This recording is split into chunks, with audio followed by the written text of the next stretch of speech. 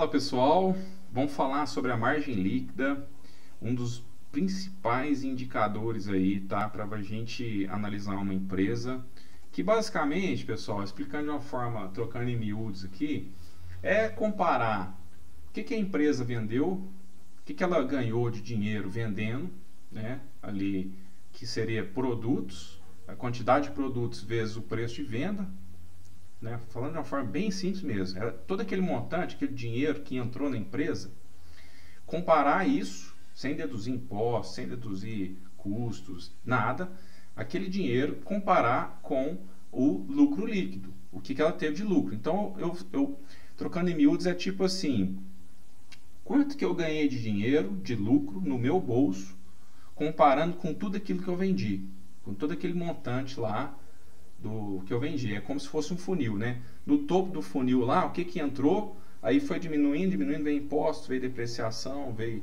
pagamento de funcionário, veio despesas operacionais, tarará, tarará, imposto de renda, tarará, lucro líquido, que é o finalzinho ali do funil. Então, comparar a parte de cima com a parte de baixo. Isso é muito legal, gosto muito desse indicador, que prova o que a empresa está tirando de dinheiro, comparando com o que ela, né, rentabilizou, com o que ela vendeu ali, né? O que ela ganhou de dinheiro nas suas vendas. Então, margem líquida é igual, é uma divisão também, lucro líquido dividido pela receita operacional bruta. Não é usado para avaliação de bancos e seguradoras também, tá? Essa questão das empresas, né, financeiras, elas têm uma análise um pouco diferente, porque na verdade elas vendem dinheiro. Então, não tem muito ali como calcular vários tipos, vários itens da contabilidade que a gente viu no módulo anterior, não tem como calcular em banco, porque o banco vende dinheiro e, na verdade, ganha juros em cima desse dinheiro. Então, é um cálculo diferente. Mostra qual que é a estrutura de custos e despesas de uma empresa, né? Esse indicador. O que ela gasta, o que ela tem de despesa, o que ela compara o lucro dela com a receita. Quanto que vira de lucro depois de todo esse processo. E é legal que compara, né, a parte de cima com a parte de baixo do processo aí, como a gente falou. O Warren Buffett gosta demais, empresa com a margem líquida alta durante muito tempo aí, mostra um tipo de vantagem competitiva aí sobre os concorrentes. Então, algo para se observar aí, tá? Margem líquida abaixo de 5% mostra a empresa com altos custos, porque vendeu, aí teve que tirar muita coisa, para dar 5% só de lucro líquido, comparando com o que vendeu, é pouco. Então, sobrou 5%, sobrou quase nada, né?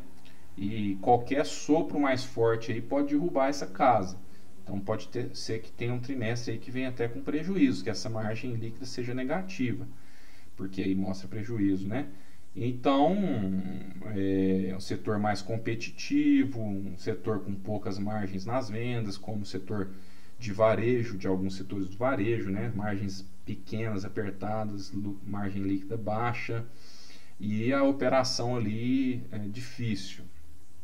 E na verdade pode ser até setores, né? O setor em si tem margens baixas e também pode ser que uma empresa tenha uma margem baixa num setor que costuma ter margens boas ou altas, e com uma margem líquida abaixo de 5%, uma empresa mostra que ela não consegue se sobressair aí, se destacar frente aos seus concorrentes.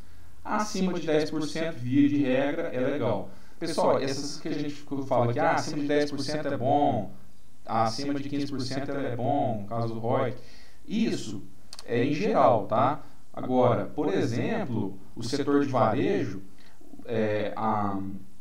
uma margem líquida de, vamos supor, 8% de uma empresa, pode ser muito bom assim, né? Pode ser bom porque é um setor com margens baixas. Então, se você vê lá, sei lá, a Magazine Luiza está com a margem 8%, 9%, pode ser bom comparando com o setor, porque o setor já tem muita margem baixa.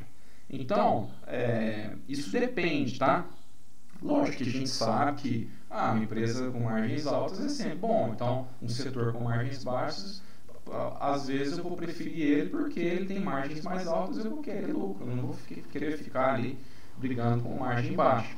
Via de regra, o bom é que seja margem líquida alta, né? Agora, tem setores que têm margens líquidas baixas por natureza aí, né?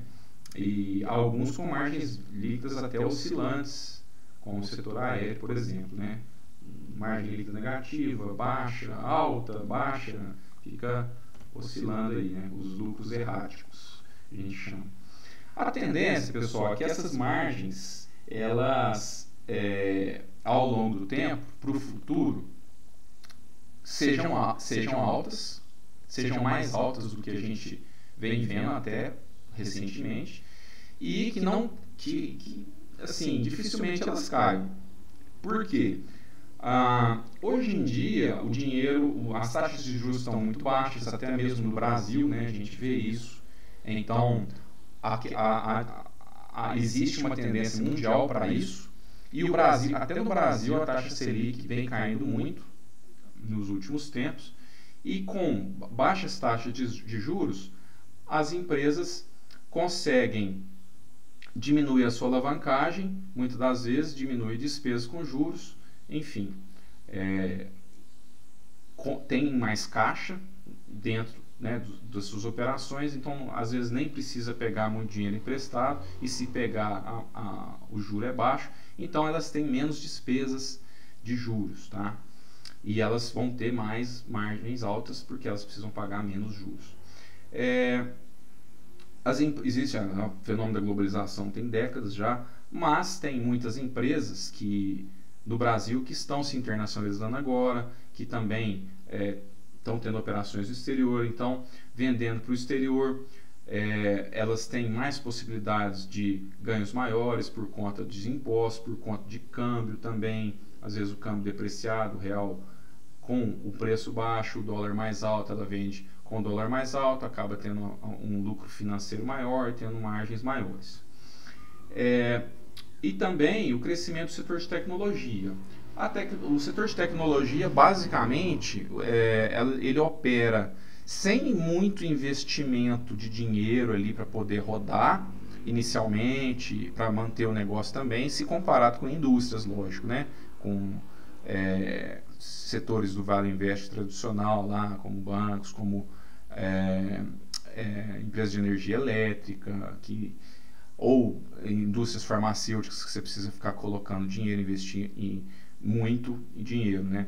O crescimento do setor de tecnologia muitas das vezes faz com que as margens sejam altas porque os lucros são muito altos, ela não precisa ter escritório, não precisa ter uma estrutura física de passivos muito altos, né?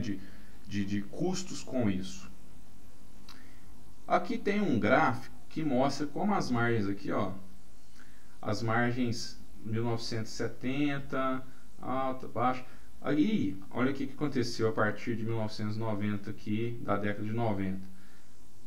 Tem uma linha, se a gente traçar uma linha reta aqui, ó, a gente vai ver que as margens, ó, estão crescentes, tá vendo? Mesmo com essas quedas, né, lógico que são crises aqui, né, crise financeira de 2008, aqui é a bolha.com, mas aqui, ó, existe uma trajetória de margens altas, tá? Essas são as margens das empresas dos Estados Unidos, lá das 500 empresas do S&P 500. Aqui, nós estamos falando de indicador, vamos falar um pouco do PL aqui, que a gente falou, que é bem interessante. E até mesmo Warren Buffett, como a gente vem falando, né, um indicador por si só, a gente não deve olhar ele só isoladamente. Perguntaram se o PL 25 é alto demais, o Buffett falou que nenhum índice realmente funciona olhado aí, não seria tão fácil assim, vou cravar PL alto, PL baixo, não vou cravar, não tem jeito de cravar se é alto ou baixo, se é bom ou ruim. Beleza, pessoal? Obrigado e até a próxima.